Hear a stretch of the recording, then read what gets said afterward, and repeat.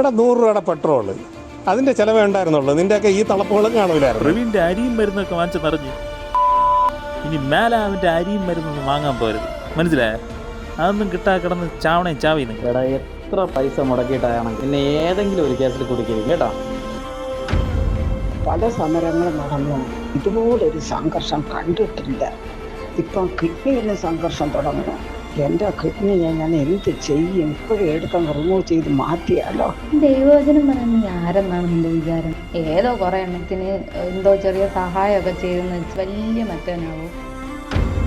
മരണത്തിന് ഉത്തരവാദി പ്രവീണാണെന്നുള്ള രീതിയിലുള്ള കുറേ മെസ്സേജുകൾ ഈ ഗ്രൂപ്പിലിടണം.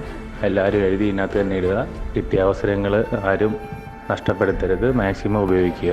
ഇന്നവ മഹായിടയിലൊന്നും വന്നിട്ടില്ല, അതുകൊണ്ട് അവ അറസ്റ്റ് ആയെന്നൊക്കെ പറഞ്ഞ് ചുമ്മാ തള്ളിയങ്ങ് വീട് ഗ്രൂപ്പിലൊക്കെ. എന്തായാലും അവൻ കേസൊന്നും കൊടുക്കാൻ പോണില്ല.